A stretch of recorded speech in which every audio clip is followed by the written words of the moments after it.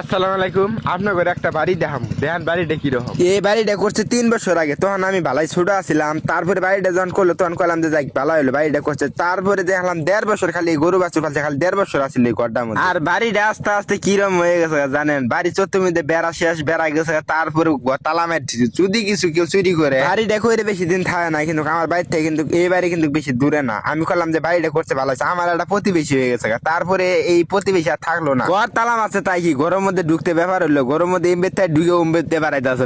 ভাইনের বুদ্ধি আছে মাথার মধ্যে। আর ঘরের মধ্যে কিছুই নাই, ঘর তালা মারতেছি যে কোন দুঃখে আল্লাহ জানে। এটা দেখে তো আমার হাসতে হাসতে আমার কামারা এখনো ঘর বলে তালা দেওয়া আছে, চাবি নেই যে খুলে ঘরটা খুলে দিব, তার তো খুলবো না। ওই যে আমার বাড়ি, এই বাড়ি থেকে কিন্তু তো ভালাই দূরে আমার বাড়ি। আর আস্তে আস্তে এলে মহিষের টাল কিন্তু মানুষেরা ছাড়িয়ে দিতে আছে, তার কারণ যে চরম মধ্যে রোদ, এই রোদের মধ্যে গেলে মহিষের টাল টিকবো। পাড়াবাড়ি পানি দিলেও তো মহিষের টাল খালি হুগাই গেছে, রস খালি খরাই জায়গা। বর্তমানে চরম মধ্যে খুব রোদ তৈরি গেছে। এই যে গরমের দিন আইলো, চরম মধ্যে মরুভূমি হয়ে যাবো। ঠান্ডার মধ্যে তো ভালাই টিকসই আসছিল, আমার কিন্তু ভালো লাগছে। বাগুন টাল মহিষের টাল সব মরে গেছে।